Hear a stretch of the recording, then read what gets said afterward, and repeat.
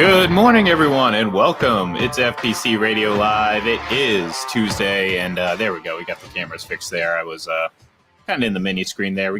We're giving John full attention there.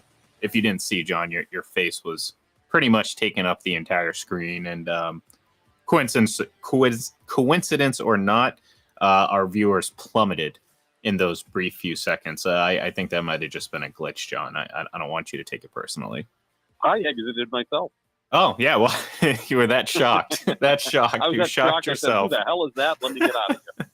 No. Actually, I think this is just a fine picture of you. So if anything, we probably gained viewers. But no, it is Tuesday, and of course, we're now down to the nitty-gritty. We got 3 NFL games left, which means the days of just easy content are nearing an end.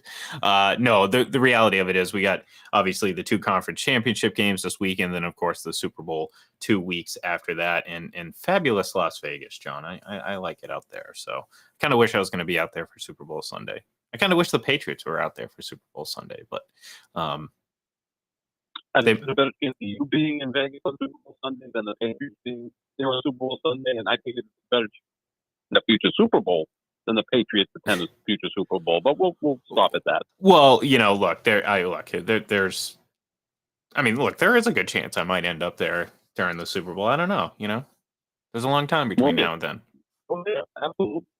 There's some good odds, but look, I'm not going to judge the Patriots yet. Obviously, let's see what happens this off season and kind of where this team, this direction goes. I mean, a lot can change with the right quarterback, John.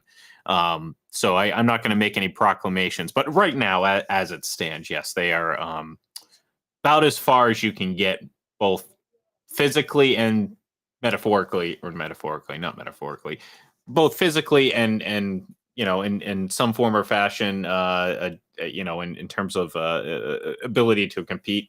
They're on one coast. Las Vegas is on the other, where the Super Bowl is right now. So they're pretty far away.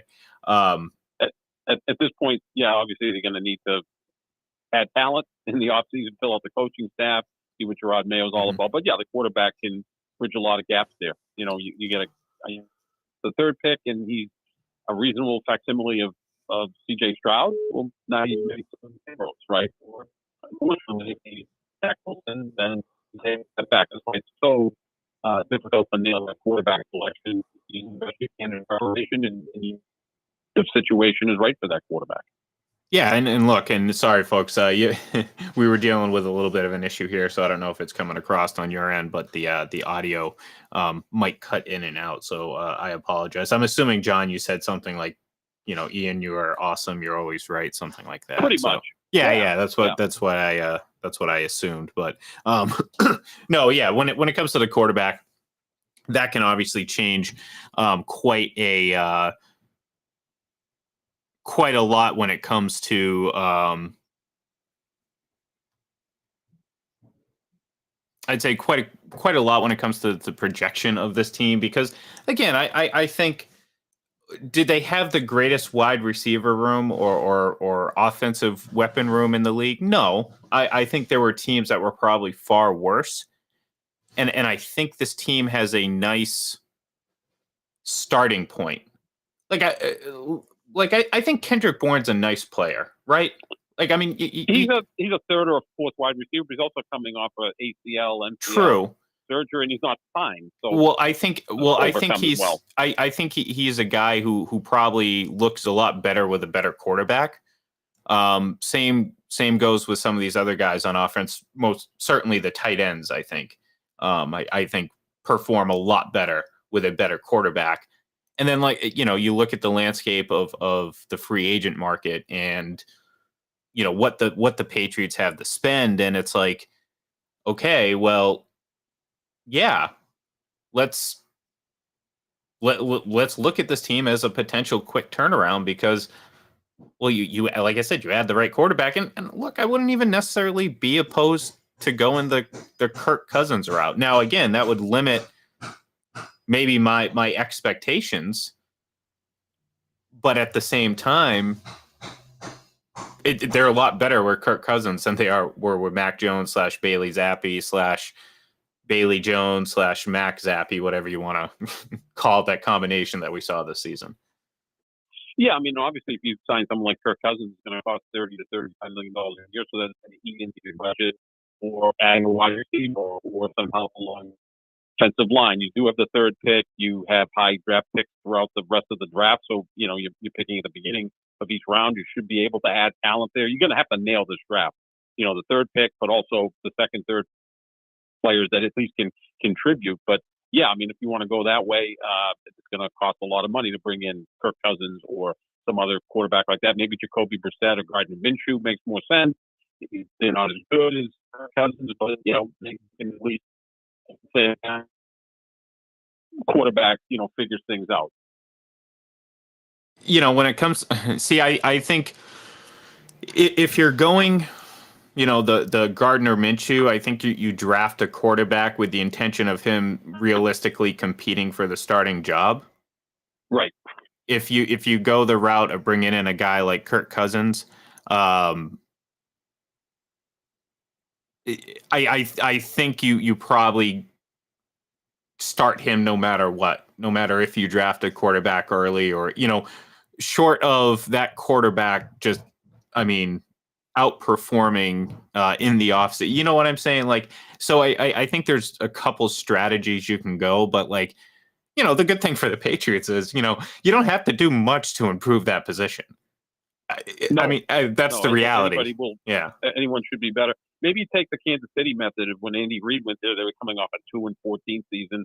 They had the first pick in the draft. They took a tackle. They started to build from there. Mm-hmm. But then they acquired Alex Smith, who was a good placeholder, right? They made the playoffs 4 times in 5 years till they saw the quarterback that they fell in love with, and that was Patrick Mahomes, and the rest is history. So maybe that's a method you do. Now, the key here is that you've got a young coach. You're going to build his coaching staff, but you've got a fan base that's very impatient. Maybe you have to be honest with them and say, we're going to build something here. We're not just going to go out and get some veteran quarterback. Right. Okay, so we go from 4 to 7 wins. Does that make you feel any better? We've got to do this gradually. This is something the Red Sox are running into. They can't communicate what their game plan is because I don't even know if they know what their game plan is. The Patriots, you have to have a plan and follow through on it and go from there. Maybe it's going to be a couple of really rough years, but you draft a quarterback or you try to fix the offensive line, or maybe Marvin Harrison Jr. is the guy. You bring in that stable veteran quarterback and you get a little bit better, and then you build from there. Look, they're going to have the draft every year, and there's going to be quarterbacks available every year in the draft. Right. Maybe you don't fall in love with any of the top 3 quarterbacks in this draft and say, we're better off just taking Marvin Harrison Jr. or a tackle or trading or whatever to start to build that roster, because there are holes really throughout. Right. And look, things change very quickly in this league, just like it does in the draft. I mean, that's part of it. A guy that we're not even thinking about right this second could be the answer 2 years from now. Not this draft, not the next one, but maybe the one after that. And in the meantime, like you said, John, you can build and retool. Like, if you want to go, certainly based on how the game is played now, if you want to go the Marvin Harrison / veteran quarterback route, I think that would make a lot of people happy. And I think that makes you incredibly better than what you were, because again, this team isn't a team that is depleted across the board. They have a marginally better offense, and I mean like marginally. I'm not even talking like drastically change. A marginally better offense, John. They win maybe 3-4 more games last season, and all of a sudden you're talking about it. Yeah, there were a lot of close games. Yeah. We talked about it a million times. They gave up 10 points twice and 6 points once and lost those 3 games. Yeah, that's absurd. That's historic. That's like you're gonna, there's gonna be like, again, that their comparison to them is probably some team from the 50s that did that. You know what I mean? Like that's how ridiculous that was. So right there, again, just 3 more touchdowns, John. You score 3 more touchdowns. You have 3 more. So to me, yes, you have a lot of options if you're the Patriots. You go out. Yeah. Oh yeah. There you go. Joel's recreating. He agrees with the Marvin Harrison. Maybe go get Kirk Cousins and then there's one Arch Manning in the waiting in the wings a couple of years from now. You never know. You might recreate that Manning Harrison connection. Um, but realistically, though, I mean, in all honesty, that could be an option. You never know, John. And this is what's open for the Patriots right now. And a lot of things could be different. But it begins and ends with what you do at the quarterback position. And I think it's going to be hard not to improve it just based on what you had last year. But I think you want to. I think again, go out, get the playmaker or the rebuild that offensive line. You're going to have to do that anyways, and bring in a veteran quarterback and maybe see where you're at a couple of years from now. Right, exactly. But the key thing to all of that, like I said, is you need to have some sort of plan. You can't just say, okay, we drafted this quarterback. Well, he's not the guy. We got to move on from him. Look at the Jets. Look at the 49ers, right? The 49ers moved up to get Trey Lance, bust. The Jets had the second pick in the draft, took Zach Wilson, bust. I mean, Micah Parsons went 11th in that draft or 12th or wherever he went. They could have had Micah Parsons, and their defenses would have been even that much better. And then you strike when the coals are hot to get that quarterback. It doesn't have to be this year. I'm in favor of drafting a quarterback, but you also have to be sold on Jaden Daniels. Is he going to be the guy? Because it looks to me like Caleb Williams, Drake may go 1-2. So at third, you take Jaden Daniels. Do you think he's the guy, or do you just go with the safe pick and Marvin Harrison, who appears to be the best prospect in the draft in terms of everyone feels really confident that he's going to be a top 5, a top 10 receiver. Now, who's going to be throwing him the football? You can have the greatest wide receiver in the world. If you don't have a quarterback delivering that ball, what good is he? Look at Garrett Wilson from the Jets. He's a marvelous wide receiver. He's running wide open. Well, there's no one to get him the ball. Yeah, well, exactly. And that's the thing. Fortunately, the Patriots do have some options at the quarterback position. And having a guy like Marvin Harrison Jr. to throw to might be an appealing prospect for say, again, like a guy like Kirk Cousins or whoever. And look, I mean, at the end of the day, there are quarterbacks that are available not in the first 3 picks. So we do this, and I say we. I'm not talking about us specifically, but just we in general. We do this every single year where we just kind of. And we never learned our lesson. We just assume that there's never going to be a quarterback available past like the first couple of picks. And if you don't get one of those first couple of picks, you're never going to find a quarterback. Well, I mean, you brought up Patrick Mahomes. He went 10th overall. Josh Allen went 7th. Yep. Yeah. Josh Allen went 7th. I mean, we don't even have to bring up, Tom Brady, and some of these other guys. I mean, Joe Montana back in the day did not go first overall. So Aaron Rodgers went late in the first round. So, there's options for this team. And for the first time really since they drafted Gerard Mayo, and that wasn't even their own draft pick, they're high in this draft selection process, meaning they're going to have a high second round draft pick. They're going to have a high, you know what I mean? So they're going to have opportunities that otherwise they haven't had over the last 20 years. So, look, it's the Patriots, like I said, do have the ability to do this quickly.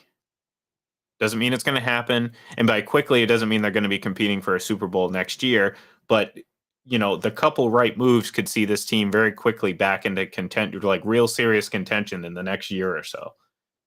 And, then likewise, you can screw it up like I don't want to say like the Bruins did back in 2005, because they were able to rectify those issues. But they colossally fumbled a financial opportunity coming out of that lockout that year, and you hope the Bruins, the Patriots, don't follow suit in this new era of football. So, I think one way in terms of free agents, I've been a big fan of just getting really good contributing players. I mean, maybe it's old school, but you go back to 2001, the Patriots spent money on free agency, but they added players like Larry Izzo or Mike Vrabel. Now again, the sport was different back then, right? And then you got lucky with Tom Brady, and he fell out of the sky and became the greatest quarterback ever. But you added some nice free agent pieces. When you go out and you sign a wide receiver as a free agent, it costs a lot of money, which is fine. They've got Mm-hmm. plenty of money to spend. But the thing is, too, oftentimes you're getting guys that maybe are a little bit past their prime. Oftentimes you've got to trade for that player, right? Like A.J. Brown or Tyreek Hill, Devontae Adams. They all went for first-round picks because they were still all in their prime or entering their prime in the case of A.J. Brown.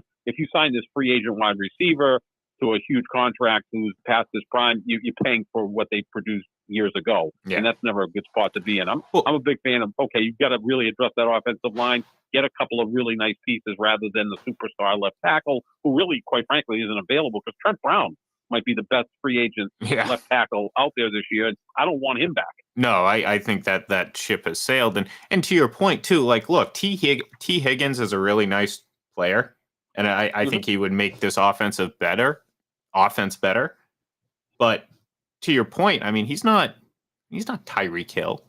He's not Devontae Adams. He's not one of those guys that are going to, wow, he arrives and all of a sudden you look at this offense differently. And, Mike Evans, and we saw it on Sunday, as good as he can be equally as frustrating and perhaps maybe not, at this point in his career, not the best option for a, necessarily a guy that, like, I think, again, you sign Mike Evans, you're a better offense, no doubt about it. But again, he's not Tyreek Hill, he's not Devontae Adams. And I think, for him, he's probably best suited staying in Tampa Bay. And I think, you want to look, the hype behind Marvin Harrison Jr., again, at this point, it's hype because he hasn't played an NFL game. We have no idea what he's going to translate to when it comes to the NFL game. But by all accounts, and based on his lineage and what we saw with his father, well, there's a pretty good chance it looks like he's going to be a pretty darn good receiver in the NFL and could potentially be a quote-unquote game changer. Something, John, the Patriots really haven't had outside of, Gronk and Randy Moss. In terms of game-changing, you have to game plan for them type of player on offense outside of, obviously, Tom Brady.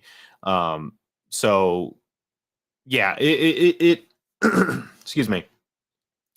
It's really going to be interesting to see how this team navigates the offseason and what route they go. I think there's a couple ways to find success. So I think that's good for the Patriots. It all centers around the quarterback, though.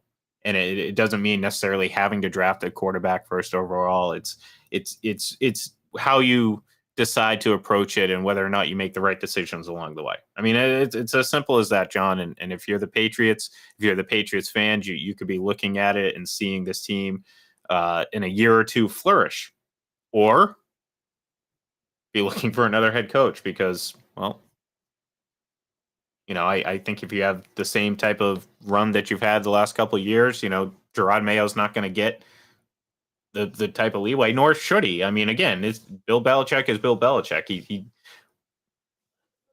has a lot of equity. If you're Gerard Mayo, you can't afford to go through seasons of mediocre to bad football. I think what you want to is, look, if they 7-10 next year, but at least if they're enjoyable to watch. Right. That team wasn't enjoyable to watch this year. I mean, it was, quite frankly. Right. I think we saw more innovative offense when Navy played Army at Gillette Stadium. Yeah, 1957, John. Right. I mean, maybe Belichick wanted to go back to 1957.